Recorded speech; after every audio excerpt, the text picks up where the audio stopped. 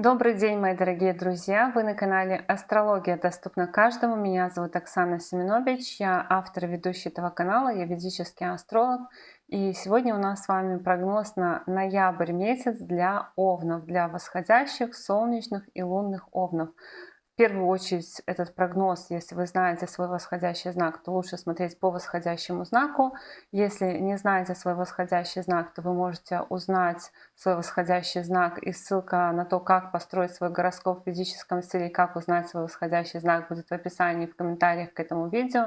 И в описании, в комментариях к этому видео будет ссылка на запись на мой новый курс, который называется «Глубина Чарадаши». Я приглашаю на него астрологов. И если вы не знаете точное время своего рождения, то под каждым видео пересчитаны даты, в которых по ведической астрологии Солнце находилось в том или ином знаке. По знаку зодиака Солнца, по знаку зодиака Луны вы тоже можете смотреть прогнозы. Ну что ж, ноябрь месяц у нас будет месяц очень интенсивно меняющихся решений, очень много будет событий, поэтому давайте начинать обзор ноября. Со 2 по 26 ноября очень такое облегчающее событие, потому что Венера выходит из вашего 6-го дома гороскопа, из знака своего падения. Для вас в этом есть определенно несколько плюсов, потому что Венера — это планета, которая управляет вашим домом гороскопа, 2-м домом гороскопа, отвечающим за деньги, за ресурсы, за весь вообще потенциал ваших ресурсов, то есть сон, питание, финансы. И Венера выходит из знака своего падения, из дома гороскопа, который отвечает за долги, за болезни, за препятствия. Поэтому это однозначно плюс, однозначно вы можете почувствовать какое-то облегчение, улучшение по финансам. Также Венера дает возможность, если вы, например, в период транзита Венеры по знаку зодиака Девы почувствовали какое-то ухудшение в личной жизни, ухудшение недопонимания в отношениях с другими людьми, то в этот период вы почувствуете какое-то облегчение, и будет даже возможность где-то наладить отношения, где-то, может быть, помириться, договориться и так далее.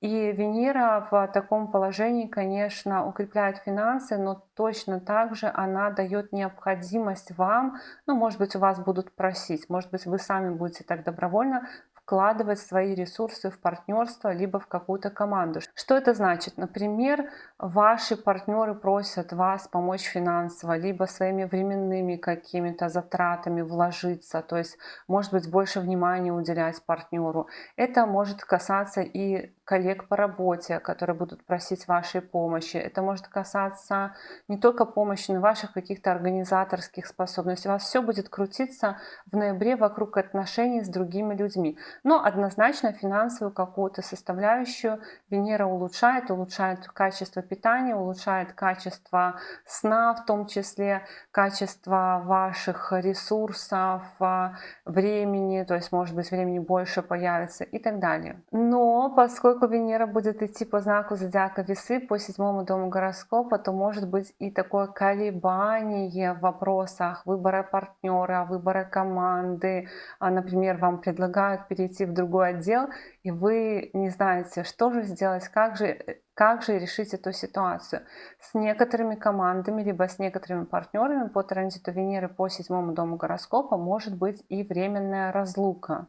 Как бы тут может быть действительно из-за того, что у вас будет выбор, и вам нужно будет решить или-или. 5 ноября состоится полнолуние в вашем 1-м доме гороскопа. И полнолуние в 1-м доме гороскопа, оно тоже нас отсылает в вопросы отношений. И полнолуние, конечно, в 1-м доме в первую очередь касается вас самих, вашей личности, вашего тела, вашего имиджа, возможно, смена гардероба, возможно, прохождение какого-то медицинского обследования, возможно, что-то поменяется в вашем статусе или во внешности, но также это могут быть и перемены в партнерстве, как об этом нам говорит и Венера тоже. То есть либо у вашего партнера будут какие-то события значимые, завершение какого-то этапа, либо в том числе может быть выход из какой-то команды, расставание с какими-то партнерами, либо перемены в отношениях с партнерами. То есть меняется статус в партнерстве. И это может быть так, что, например, официально вступили в отношения. То есть вы не знали, какой у вас статус в партнерстве, а теперь вы будете понимать, что это за статус. С 9 ноября по 23 ноября в вашем 8 доме гороскопа будет ретроградить Меркурий. И Меркурий будет откатываться обратно в ваш 7 дом гороскопа. То есть будет откатывать, естественно, какие-то вопросы по 8 дому гороскопа, вопросы налогов, страховок, наследства, вопросы каких-то тайных договоренностей. Возможно, кстати, в этот период, когда Меркурий зашел в 8 дом гороскопа, у вас завязалась какая-то тайная переписка. Например, вы работаете, и вам предлагают какую-то другую работу, но вы об этом говорите так, чтобы никто не знал. То есть какие-то такие тайные переписки могли завязаться, например. И когда Меркурий станет ретроградным, он может откатить это общение. То есть переписывались, и вдруг человек перестал вам отвечать на сообщения. Вот такие вещи могут происходить, когда Меркурий будет ретроградным. Но вот до 23 ноября он будет ретроградить именно в 8 доме гороскопа. И все такие вот тайные договоренности, какие-то вопросы перемен в работе, какие-то вопросы перемен, связанные с документами, с короткими поездками, с друзьями, могут откатываться. И в том числе, например, какого-то выхода из социальных сетей, окончания курсов, тоже вопросы могут откатываться. Что интересно, что в 8 доме гороскопа Меркурий будет у нас вместе с Марсом. И Меркурий как планета договоренности и Марс как планета недвижимости могут давать такую тему, что вы можете в том числе про наследство, либо про недвижимость как-то тайно договариваться, в сговор с кем-то, допустим, вступать, либо вступать в какие-то такие для себя рискованные отношения, рискованные сделки. И Меркурий станет ретроградным, и он может эту тему подвесить в воздухе. Но интересно то, что с 11 ноября по 5 декабря ретроградить станет и Юпитер. И Юпитер станет ретроградить в вашем 4 доме гороскопа, доме, который отвечает за недвижимость, место жительства, транспорт, отношения с мамой, психологическое наше состояние. И Юпитер, он как раз-таки тоже может давать откат в вопросах переездов, в вопросах расширения недвижимости, им место жительства, то есть, может быть, там пристройку какую-то сделать, обменять что-то и так далее. И если у вас эти процессы, допустим, в октябре начались, не удивляйтесь, что они вдруг резко могут стать на паузу, либо вдруг резко поменяются обстоятельства, либо вдруг резко появятся такие дела, которые вас будут от этого отвлекать. То есть ретроградность Юпитера в 4 доме гороскопа, она тоже про то, что ваши какие-то планы относительно места проживания, относительно переездов, относительно покупки-продажи недвижимости, покупки-продажи транспорта, они могут поменяться. Также могут поменяться договоренности по поводу изменений в работе. Юпитер вообще в целом, конечно, тоже в 4 доме гороскопа дает аспект на 10 дом, дом работы и статуса, поэтому вопросы работы, вопросы статуса, они тоже могут затормозиться. Вопросы повышения, если у вас стоит вопрос, допустим, вам обещали повышение до уровня руководителя. Вот такое повышение, оно тоже может поставлено быть на паузу до конца 2025 года, а то и дальше. То есть очень-очень нужно внимательно в договоренностях и ваши планы относительно переездов и смены работы прорабатывать. С 16 ноября по 16 декабря Солнце будет в 8 доме гороскопа. И Солнце в 8 доме гороскопа – это период антикризисного менеджмента. Когда Солнце идет по 8 дому гороскопа, нас другие люди могут очень сильно раздражать, потому что у нас фокус на большом количестве дел, и нужно все срочно, все быстро решать, может быть, не только за себя, за кого-то.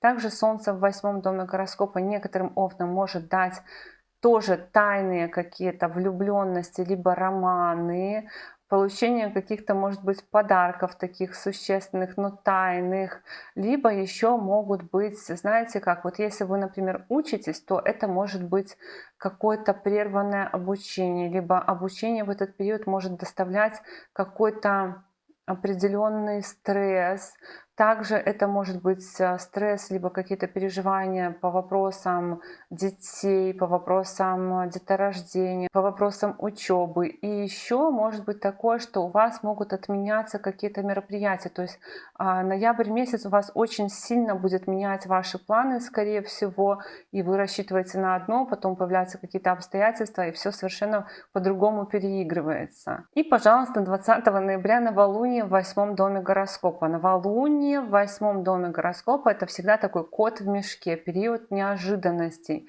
Что-то новенькое, что вообще не входило в ваши планы, что-то, что вы никак не могли проконтролировать, запланировать. Это и может быть и со знаком плюс, и со знаком минус, но еще новолуние в 8 доме гороскопа может давать какое-то получение какой-то незаработанной прибыли, то есть доход от чужих денег.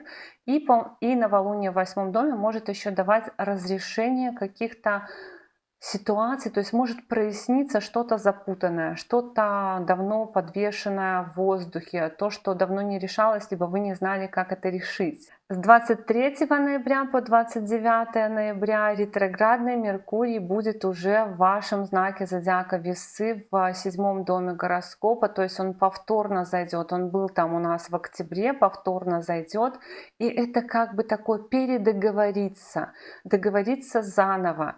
Здесь комбинация как раз на достижение каких-то договоренностей с другими людьми, возможно, на регистрацию отношений, возможно, на заключение какого-то брачного контракта, возможно, на заключение какого-то рекламного контракта, на сарафанное радио, вот что-то такое. И если у вас в октябре что-то не получилось, то сейчас возможность вернуться и начать возобновить переговоры. Но до 29 ноября, пока Меркурий будет еще в ретроградности, возможно, просто попытки возобновить, а уже потом, я скажу, с какого по какое число, будет возможность наконец-то пожать руки, договориться, доделать и так далее.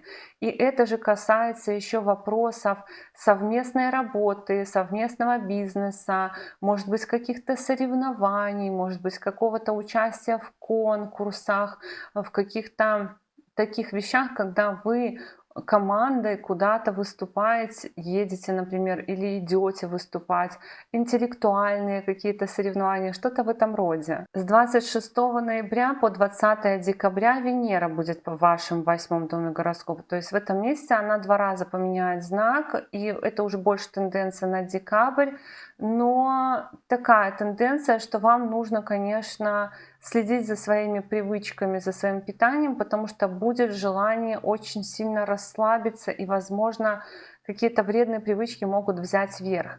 Транзит Венеры по 8 дому гороскопа может указывать на ваши спонтанные, необдуманные какие-то, возможно, покупки. То, что вы опять будете, может быть, деньгами своими вы можете поддерживать своих партнеров. То есть у партнеров в это время может быть какая-то история, что нужно будет у вас просить опять же денег. То есть сначала как бы вы вкладываете, когда Венера по 7 дому гороскопа идет, и по 8 дому гороскопа это прям напрямую деньги одалживать. Но аккуратно, потому что тут у нас есть комбинация, что еще и Меркурий ретроградный в договоренностях с другими людьми, и по документам там могут быть какие-то косяки, поэтому если вы крупную сумму одалживаете, то лучше брать расписки, лучше все это заверять нотариально и так далее. Транзит Венеры по 8 дому гороскопа может приносить и какие-то тоже резкие разрывы отношений с другими людьми, может приносить такой результат, как резкий выход из какой-то команды, то есть вдруг резко поменять отдел на работе, перейти из одного отдела в другой.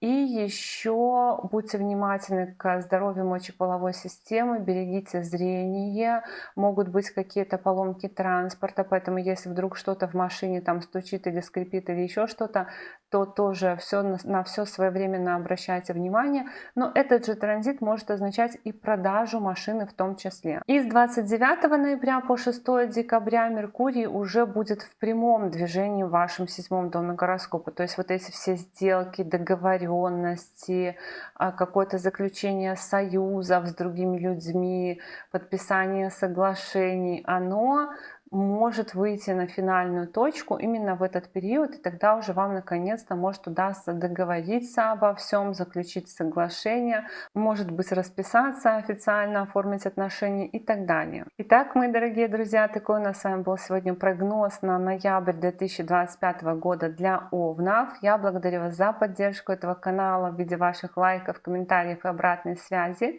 Но если вы еще не подписаны на этот канал, то, конечно же, приглашаю вас подписываться и до новых встреч. Пока-пока!